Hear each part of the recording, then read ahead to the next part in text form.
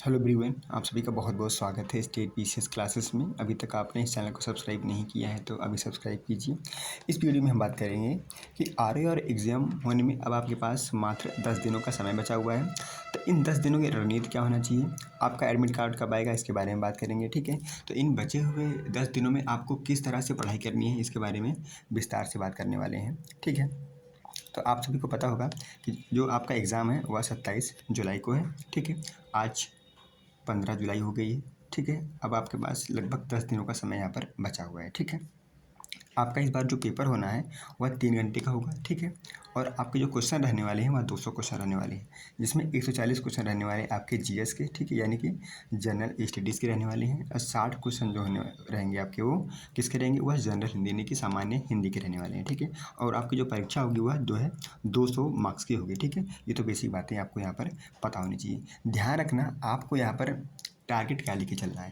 जैसे हिस्ट्री है ना, तो हिस्ट्री में क्या है कि आप देखेंगे यहाँ पर एंशियंट हिस्ट्री आती है। ठीक है, मेडिवल हिस्ट्री आती है, यहाँ पर मॉडर्न हिस्ट्री आती है, और यहाँ पर प्लस आर्ट एंड कल्चर आता है। ठीक है, आर्ट क्या आता है, आर्ट एंड यहाँ पर कल्चर आता है। तो हिस्ट्री में देखेंगे आप यहाँ पर कि आपको 4 सेगमेंट देखने को मिलते हैं। ठीक है, तो अब क्या करना है, इन लास्ट 10 दिनों में आपको सिर्फ और सिर्फ मॉडर्न हिस्ट्री पर क्या है, फोकस करना है। ठीक है, मॉडर्न हिस्ट्री से यहाँ से क्वेश्चन ज़्यादा बनते हैं। ठीक है, तो ये आपको टारगेट लेके चलना है कि आपको हिस्ट्री में 12 क्वेश्चन, कम से कम 12 क्वेश्चन तो आपको सही करनी ही करनी है। ठीक है, अगर आपको R O E R O का प्री अगर निकालना है तो आपको हिस्ट्री में 12 क्वेश्चन कम से कम यहाँ पर सही करना ही होगा। ठीक है, अगर आपने अच्छे से मॉडर्न हिस्ट्री पढ़ लिया, आधुनिक भारत पढ़ लिया है, तो आराम से 12 क्वेश्चन आप यहाँ से कर पाओगे। ठीक है, पॉलिटी में देखिए एक भी प्रश्न आपसे गलत नहीं होना चाहिए। अगर 10 प्रश्न आते हैं तो 10 प्रश्न आपको 10 के 10 सवाल आपके सही होने चाहिए पॉलिटी में। ठीक है, ये ऐसे नंबर हैं कि जो जिनको आप मतलब बिल्कुल यहाँ पर इसको इग्नोर नहीं कर सकते, आपको यहाँ पे सही करना ही होगा। ठीक है, क्योंकि पॉलिटी है, किसी भी सभी को पॉलिटी आती है। ठीक है, इकोनॉमी से कम 5 क्वेश्चन तो आपको आने ही चाहिए, आपको करके आना ही है। सही मैं बात कर रहा हूँ।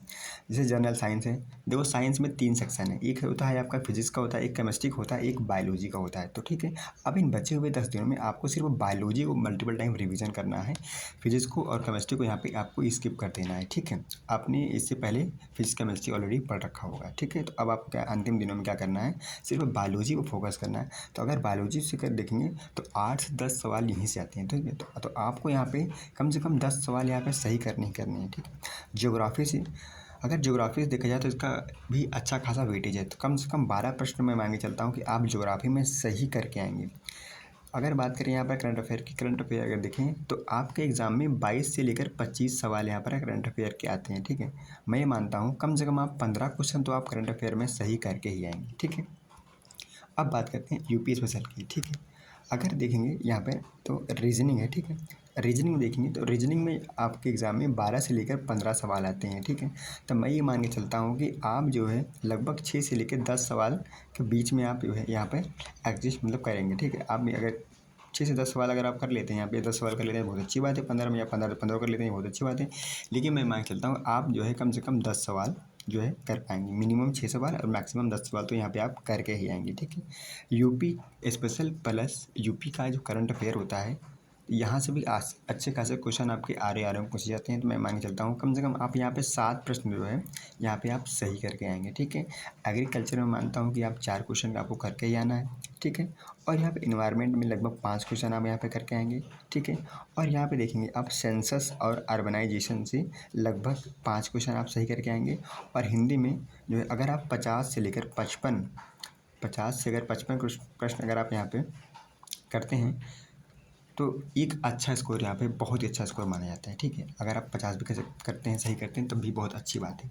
अब मान लीजिए कि आपने जो है जीएस में कि कितने 95, ठीक है 90 या फिर आप जो है 95 की, अगर हिंदी में अगर देखा जाए आप 50 या 55 क्वेश्चन यहाँ पे अगर सही करते हो। ठीक है, तो आप सभी को पता है कि इस जो आर की परीक्षा होती है, एक प्रश्न के लिए जो है आपको 1 नंबर दिया जाता है। ठीक है, कितना दिया जाता है, आपको 1 नंबर दिया जाता है। लेकिन अगर आप एक क्वेश्चन गलत कर देते हो तो उसके लिए आपसे 0 पॉइंट यहाँ पर 3 मार्क्स क्या कर लिया जाता है, यहाँ पे आपसे उसको काट लिया जाता है। ठीक है, तो ध्यान रखना, अगर यहाँ पे अगर आपको प्री निकालना है तो कम से कम आपको यहाँ पर 140+ क्वेश्चन सही करके आने ही आने हैं, ठीक है। 140+ क्वेश्चन आपको यहाँ पे सही करके आना है, ठीक है।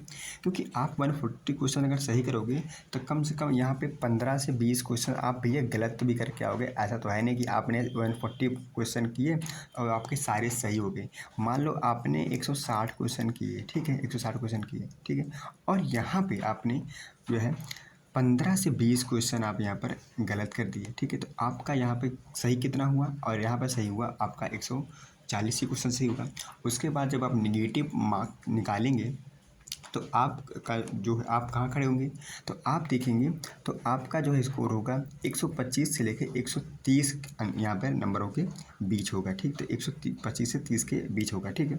तो आप देखेंगे कि जो कटाव आपकी रहेगी वह इसी के इर्द गिर्द आपको कटाव देखने को मिलेगी। मैं तो अभी ये नहीं कह रहा हूँ कि इतनी कटाव जाएगी, लेकिन मेरा अनुमान है कि 125 से 30 नंबरों के बीच में आपकी कटाव यहाँ पर रहने वाली है, ठीक है। इतना ज़्यादा भी नहीं जाएगी और इतना कम भी नहीं जाएगी, क्योंकि कंपटीशन तो है, लेकिन क्वेश्चन का जो लेवल होता है जो आयोग वहाँ पर सेट करता है, आप देखेंगे उससे तो बहुत सारे बच्चे उसी में कन्फ्यूज हो जाते हैं, उसी में घबरा जाते हैं और वह जो है उसमें बहुत सारी गलतियाँ कर देते हैं, ठीक है। बहुत सारे बच्चे फॉर्म में गलतियाँ, आपके मार्कशीट भरने में गलतियाँ कर देंगे। बहुत सारे बच्चे क्या करते हैं, गोला भरने में ही जो है गलतियाँ कर देते हैं। उनको भरना चाहिए ए तो भर देते हैं, सी भर देते हैं, ठीक है। तो बहुत सारी मिस्टेक वहाँ पर हो जाती हैं, ठीक है। बहुत बच्चे हैं एक ही जो है कॉलम में 2 गोले भर देते हैं। तो ये बहुत सारी कॉमन मिस्टेक जो है बच्चे कर देते हैं। तो ध्यान रखना है आपको, यहाँ पर ये टारगेट लेके चलना है कि कम से कम आपका आफ्टर नेगेटिव नकारात्मक अंकों को काटने के बाद जो है आपके जो है 125 से लेकर अगर 130 अंक यहाँ पर बन रहे हैं तो आप जो है एक बहुत ही सेफ जोन में माने जाएंगे, ठीक है। क्या कह सकते, सेफ जोन आप इसको कह सकते हो, आराम से इसको सेफ जोन कह सकते हो। अगर 125 से 130 सवाल आपके अगर सही हैं 200 में से, ठीक है, 200 में से, तो आप बिल्कुल एकदम सेफ जोन में हैं, ठीक है। अभी तक आपने अच्छे से पढ़ाई कर लिया होगा और आप कर भी रहे होंगे, क्योंकि इन 10 दिनों में, ठीक है, इन 10 दिनों में कम से कम आपको 120 घंटे आपको यहाँ पर पढ़ना है, ठीक है। पर डे कम से कम आपको 10 से 12 घंटे आपको पढ़ना है, क्योंकि अंतिम के समय जो आपने अच्छे से रिवीजन कर लिया, ठीक है, वो सारी चीज़ें क्या होती हैं आपको याद हो जाएंगी, ठीक है। जैसे जीएस है ऑलरेडी आपने पढ़ रखा होगा, साल भर का आपने जीएस पढ़ा, ठीक है। अब करंट अफेयर क्या है, करंट अफेयर को मल्टीपल टाइम जब रिवीजन करेंगे और टेस्ट देते रहेंगे तो आपको सारी चीज़ें यहाँ पर याद हो जाएंगी, ठीक है। आज यहाँ पे 15 तारीख हो गई है, 17 तारीख तक आपका एडमिट कार्ड आ जाएगा आराम से, ठीक है। 17 तारीख तक आपका एडमिट कार्ड आ जाएगा, क्योंकि यूपी पीसीएस आयोग है, ठीक है, तो यह जो है एग्ज़ाम के 10 दिन पहले आपके यहाँ पर एडमिट कार्ड जारी कर देता है, ठीक है। वैसे ही आप देखेंगे पीसीएस का जो एग्ज़ाम हुआ था, तो पीसीएस का एग्ज़ाम हुआ था, वह कब हुआ था, वह जो है 22 तारीख को आपका एग्ज़ाम हुआ था। तो आपका 12 तारीख को यहाँ पर जो है देखेंगे तो इसका यहाँ पे एडमिट कार्ड जारी कर दिया है। तो आपका एग्ज़ाम अगर 27 तारीख को यहाँ पर 27 जुलाई को है, तो ये अनुमान लगाया जा रहा है कि आपका एग्ज़ाम का जो एडमिट कार्ड है वह 17 जुलाई तक आपको मिल जाएगा, ठीक है। आपको ये पता चल जाएगा कि आपका एग्ज़ाम सिटी क्या है, ठीक है, और आपका सेंटर कहाँ पे है, ठीक है, आप किस ज़िले में पड़ा हुआ है, ये सारी चीज़ें आपको यहाँ पर पहले से क्लियर हो जाएंगी, ठीक है। 10 दिन पहले आपको जब एडमिट कार्ड मिल जाता है तो आप बेफिक्र हो जाते हैं कि आपका सेंटर कहाँ है, फिर आप प्लानिंग करने लगते हैं आपको कैसे जाना है, वो सारी चीज़ें, क्योंकि बहुत सारे बच्चे हैं उनका सेंटर जो होगा उनके डिस्ट्रिक्ट्स में नहीं होगा। जैसे जो महिला कैंडिडेट हैं उनका जो सेंटर होगा उनके मंडल में ही रहेगा, ठीक है, उनके यहाँ पर मंडल में रहने वाला है, ठीक है। जो बॉयज़ हैं उनको जो है जो सेंटर मिलेगा उनको मंडल से जो है यहाँ पर बाहर दिया जाएगा, ठीक है। वो अपने मंडल में नहीं रहेंगे, वो मंडल से बाहर रहेंगे, ठीक है। जो फिजिकली हैंडीकेप कैंडिडेट हैं उनको मतलब उनके जो है गृह जनपद में जो है उनका जो है सेंटर बना रहेगा, ठीक है। तो फिजिकल का जो